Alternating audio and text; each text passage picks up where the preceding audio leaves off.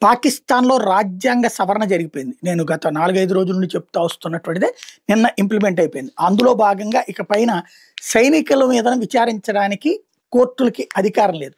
సైన్యాధికారులను ఆదేశించే అధికారం కోర్టుకి లేదు. సైన్యం జ్యుడిషియరీ కంటే అతీతం.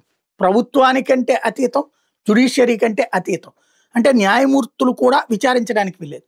ఇంకొకటి జీవితకాలం ఆసిఫ్ మునీర్ అనేటటువంటి వాడి మీద విచారించడానికి వీల్లేదు. ఇది అసలు ఏ దేశ రాజ్యాంగంలోనైనా విరుద్ధం. కేవలం నియంతలు తమకు తాము తయారు చేసుకునేటువంటి చట్టం. ఆ నియంత తయారు చేసిన చట్టానికి ఆ దేశంలో ఉన్నటువంటి డమ్మీ ప్రభుత్వం ఓకే చేసింది.